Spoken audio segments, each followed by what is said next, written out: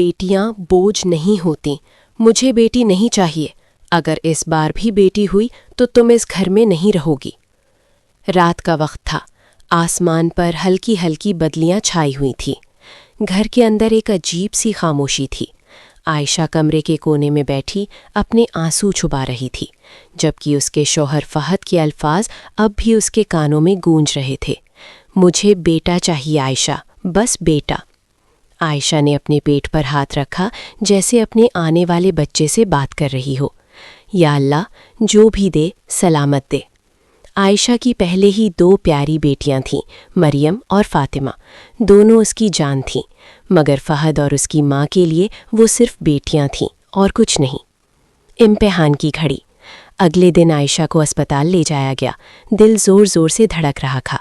Doctor ने report देखकर आहिस्ता से कहा, बच्चा बिल्कुल ठीक है, लेकिन ये भी बेटी है। ये सुनते ही आयशा की आंखों से आंसू बहने लगे। उसने फ़ौरन सर झुका लिया। फहद ने गुस्से से मुट्ठी बंद कर ली और बग़ैर कुछ कहे बाहर निकल गया। रास्ते भर खामोशी छाई रही।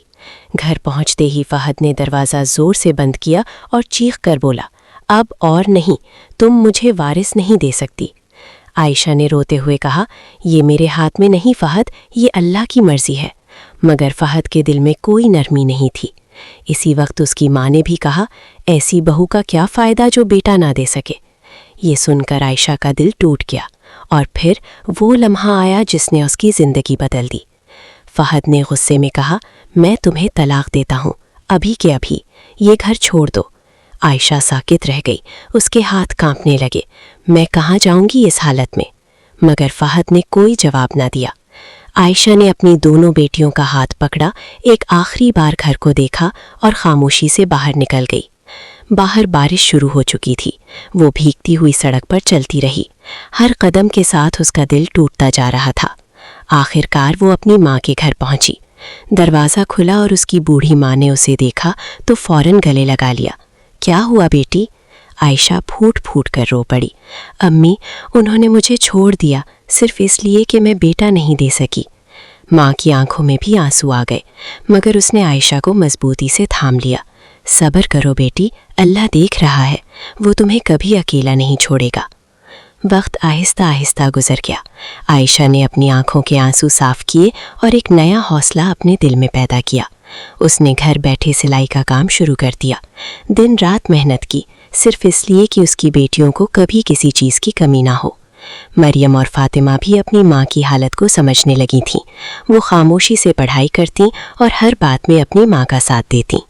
अल्लाह की रहमत। फिर वो दिन आया, आयशा को अचानक शदीद दर्द महसूस हुआ। चंद घंटों की तकलीफ के बाद कमरे से बच्चे के रोने की आवाज़ आई। दाई मुस्कुराते हुए बाहर आई और बोली, मुबारक हो, बेटा हुआ है। ये सुनते ही आयशा की माँ की आंखों में खुशी के आंसू आ गए। आयशा ने अपने बेटे को सीने से लगाया और आसमान की तरफ देखकर कहा, या अल्लाह, तेरा शुक्र है। मगर इस बार आयशा के दिल में कोई फ़ख्र नहीं था, बल्कि एक सुकून था, क्योंकि अब वो जान चुकी थी कि असल खुशी औलाद की मोहब्बत में होती है। साल गुजर गए। मरियम और फातिमा ने मेहनत से पढ़ाई की और आखिरकार इलेक्शनल कमिश्नर बन गईं। लोग हैरान थे कि ये वही बेटियां हैं जिन्हें कभी बोझ समझा जाता था। दूसरी तरफ फहद की ज़िंदगी बिखर चुकी थी। उसने दूसरी शादी तो कर ली थी, मगर ना सुकून मिला ना औलाद। उसकी माँ भी इंतकाल कर गई। अब फहद अकेला था, बहुत अकेला। एक दिन उसकी तबीयत अचानक ख़राब हो गई।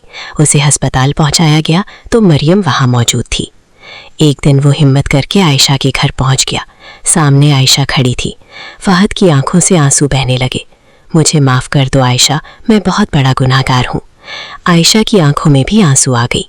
तुमने सिर्फ मुझे नहीं, अपनी बेटियों को भी ठुकराया था। इसी वक्त मरियम और फातिमा भी आ गईं।